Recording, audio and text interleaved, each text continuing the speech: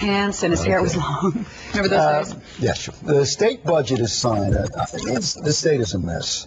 Joining us right now. Aren't you glad to hear Steve Edwards No, say no, no, that? no, no. Just before we get cute about this, I want to get serious. Assemblyman John Perez. Now, John, you're the Democratic caucus guy. Yeah. Most people don't follow what happens in Sacramento. They put Sacramento far enough away so that people aren't around. It is a mess. It's not funny. Most people now have contempt for everybody in Sacramento, including you. I don't mean you personally, just in a generic, abstract way, that somehow or other you can't do the job, you can't get together. We and the taxpayers, the people who live in the state, pay for it. When you hear that, what do you say? I agree with him. Part of it is a mess. The fact is that we have a huge structural problem in California. Not only do we have this economic crisis that's affecting everybody in the globe, but we have a unique set of circumstances in California that make it very difficult to resolve these problems. We're one of only 3 states in the country that requires a 2/3 majority to pass a budget.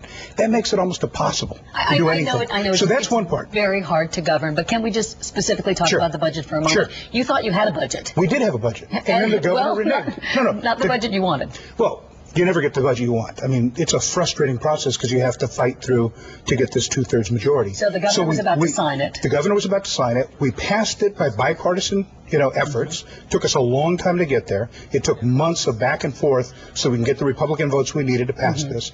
The governor agrees to sign it. And then yesterday he used what's called a blue pencil.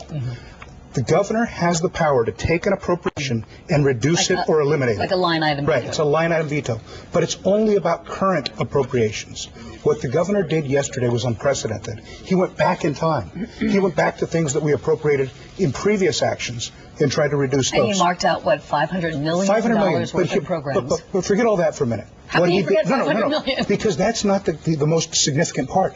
The most significant part is that he did it outside of his legal authority and outside of his constitutional authority. Ouch, how did he do went that? back in time. You can't do that. So what does that mean? What does that mean? That means that we're going to have don't a have a constitution. No. We have a budget. We're going to have a constitutional crisis. Agencies that depend on the money that he cut out are going to now have to sue the state to say you can't go back in time. Are we not heading here into crazy territory? Democrats want a constitutional convention, if for no other reason to take away the 2/3 requirement for the budget.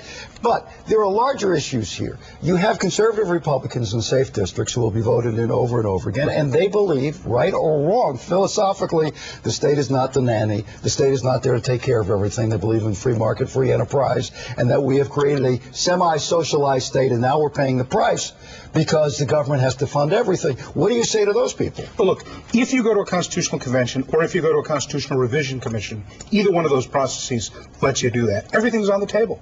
Everything. But there's a danger in that. There's absolutely a danger in that. I personally prefer a constitutional revision commission to a constitutional convention because then you can limit what you're talking about. You can say, right now we have a structural crisis. Let's only talk about structural issues. Let's not get into marriage. Let's not get into abortion. Let's not get into social issues that are irrelevant to the structural challenges at hand. That's my preference. What are we going to do about the problem at hand, the budget? Where are we now? And that's why I was trying to focus on that. The challenge is that you have to negotiate in good faith. And you don't think the governor did? No, the governor absolutely didn't negotiate in good faith. When the voters rejected the ballot measures in May, they did it to tell us, the legislature and the governor, get to business, fix this problem, stop bickering, and negotiate things that you can get common ground on. And so it took us months to do that, and we did it. We put together a proposal June 30th that passed the Assembly by unanimous vote. Not by 2/3 vote, by unanimous vote, Democrats and Republicans together. We put it forward to the governor. The governor said he would veto it. So then we went back to negotiations. We came up with what we came up with last week. And he said he would sign it. He said he would sign it, which he did. But then he took the blue pencil not only to what we did last week, but he went back in time to February and tried to illegally reduce funding that was approved then. So what happens now? Do we have any idea what happens now? Well, look, what happens now is we're going to operate as if the governor had the authority to cut those, right? So we'll move forward.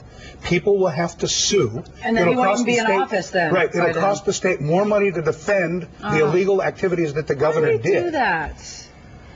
Well, he's trying to cut money out of the budget. Yeah, but Listen, the that. governor's not here. If the governor were here, I assume he would say, Somebody at that point has to make the tough decisions to make this thing work, and it's easy for you to sit there and criticize me. You're not sitting here behind my desk. And the answer is, but Governor, we negotiated a deal. We negotiated a deal that closed the gap to the level that you wanted us to close it. We did it on the terms that you said, which were no new taxes. So we had to write off taxes as a pathway.